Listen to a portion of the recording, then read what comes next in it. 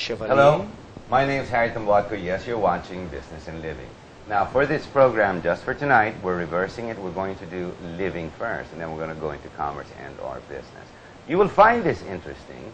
Our guest this evening, I'm wearing this nice medallion. It comes from the Chaine Rotisseurs. I'm not sure I'm pronouncing that right. Ladies and gentlemen, would you believe I'm 1/4 French? I can't speak a word of it. But maybe the color of my hair will give it that bit of Caucasian touch. We have with us as a guest in the studio to talk about the Chaine Rotisseurs. This is a, let's see, a worldwide group. Let me see. I will not try to explain it, and I will have them all explain it. With us in the studio, we have Federico Borromeo. Let's see, I'll read it. Chevalier, is that correct? Yeah. Okay. Bailly de Manil. That's a group. Bailly de Manil. Bailly de Manil. This is the one in Manila, because the other one's Bailly de Cebu. Right. All right. We also have to my right, we have the chef David Pardo de Ayala. Maitre, is that, how do I say it? Maitre Rotisseur. There you go. God, my tongue's going to twist in this show. And we've got Buddy Horrigan, Maitre Hotelier. Correct? Hotelier. Gentlemen, right. Thank you for being on the show. Okay, Freddie, let's start this out. What is Chaine Rotisseurs? Well, Chaine is the oldest club in the world, probably. When you say oldest, how many years? Well, it was started by the sainted King Louis IX. Oh my gosh, going back hundreds of years. Yeah, then, that's why. Look at your medallion. It's got two dates, right? Oh, okay. There's 1248. Right, 1248. Here you go. And okay. 1950. Okay. 1950. Those are the two dates, you know, because after the French Revolution, the organization went into a kind of hiatus and... Give them cake! Tama ba yun? No, good. That's political. Okay. I'm sorry. There you go. Okay. You know that it began as an organization of people who were in the food industry, the roasters. And Rotisseurs, roasters. Yes. And so, a club of roasters. Yes. And they wanted to implement strict standards, which today would be translated as HACCP, or, you know, some set of rules or sanitary handling. And in the beginning, it was just like everybody had a feast and then leftovers after that. But the Chaine Rotisseurs at that time, as a vision, began to think of portioning and, you know, ordinary people having meals. Real meals on time, hot food, this sort of thing.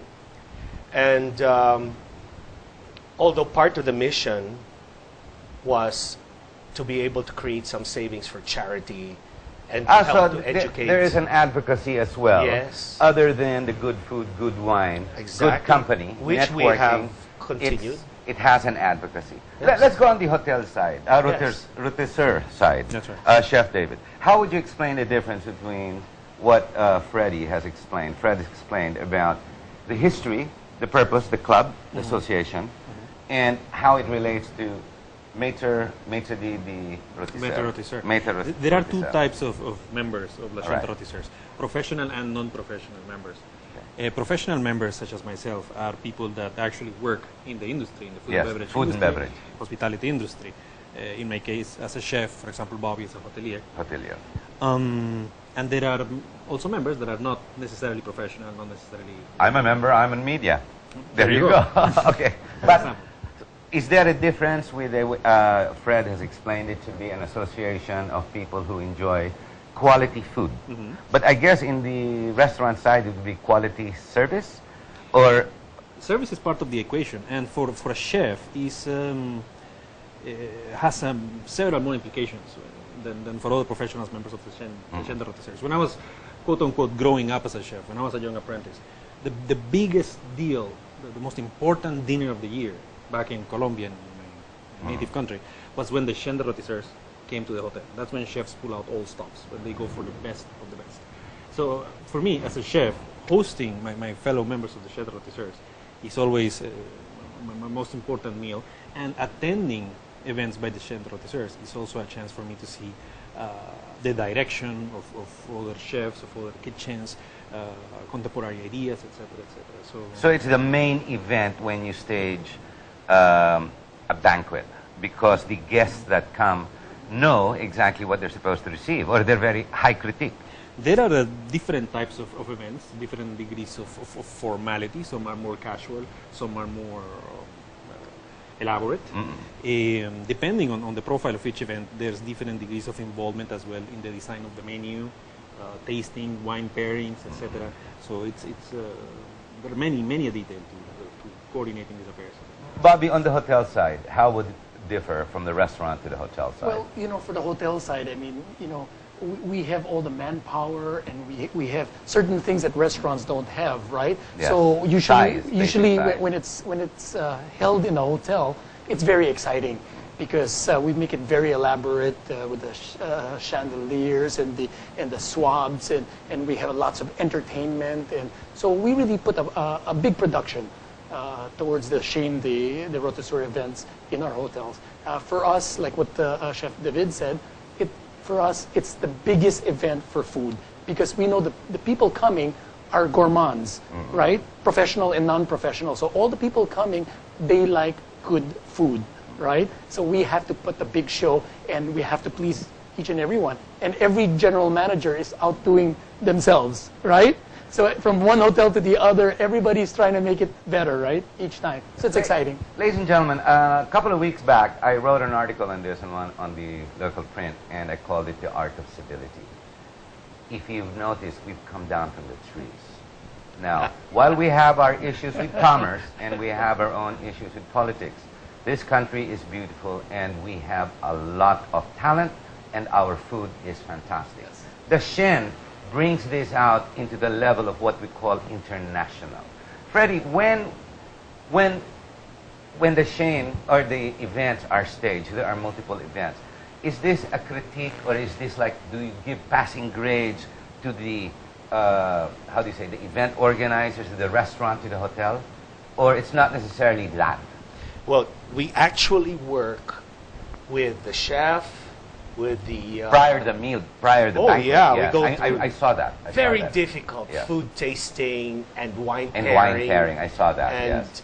it's it comes down to a point where we're looking at the table setting and the flatware, and sometimes we have to recommend that the flatware is borrowed from another hotel, because we just really want it to be perfect the way we know. One of the objectives of the Chaine is to promote la culture de la table, the culture of the table. And like you mentioned, there are many rules when you do this. It's got to be absolute civility. The food has to be so good, because wine has to be just paired with whatever nuances are in the food, and no salt and pepper is allowed. So you can just imagine. No wonder there's none every time I sit in the Chaine. Every event. It doesn't require salt and pepper. And hey, look at this part. Can you imagine serving 150 people at one table at the same time? This That's is right. like a symphony. You go through the practices, the waiters go through the practices, the sommelier has to be pouring. At most, there is a split of a couple of minutes between serving one part of the table and the other.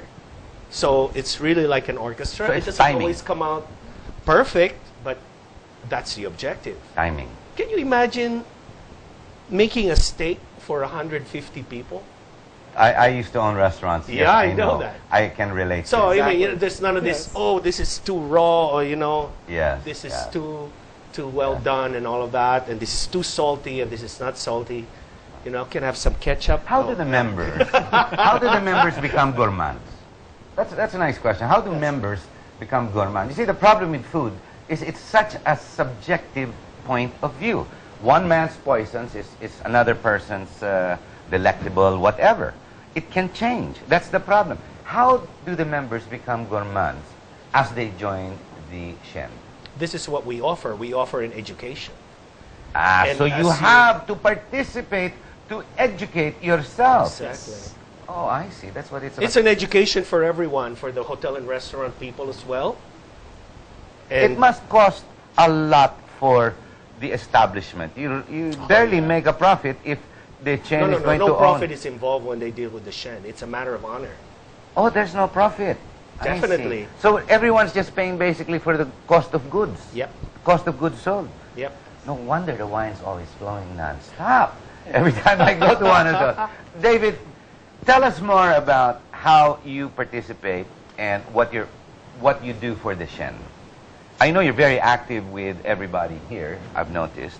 How do you become the host to begin with for all the events? Because you have so many events. Well, you bid? Do you bid? Actually, the Chaine invites member establishments every so often to host an event. I would say once a year or once every year and a half, we host an event. But you don't make money. That's on the commerce side. Well, you can find the perfect balance. Okay. Having the Chaine Rotisseurs is a very worthy development to put out in the press, etc. Gives you the chance to invite special food critics, etc., to attend the event, and at the same time, not only join the Chaine Rotisseurs, but share in what the hotel is accomplishing by hosting the Chaine Rotisseurs. So definitely, maybe the peso profit is not as important. Traditional, but there are many pluses for any restaurant to host the Chaine Rotisseurs. Okay, ladies and gentlemen, we're going to have to take a short break. Now, when we come back, we will be joined by another member of the chain. We have Arnie Del Rosario. But before we go, Chef David has to go because he's got a big event coming up tonight. So, David, a message to our viewers, and because this is going on the website as well of the chain, a message to all those that will be clicking to watch, to hear, to understand, and to get educated upon. A short message to the viewer. We invite everyone to find out more about the Chaine Rotisseurs. We are very active in Metro Manila. We are expanding our membership, inviting new people to join us. It's an absolute wonder being a member of the Chaine Rotisseurs. Thank you very much, It's Chef. a pleasure. Okay, the Art of Civility. We'll be right back with Arnie again with the Chaine Rotisseurs.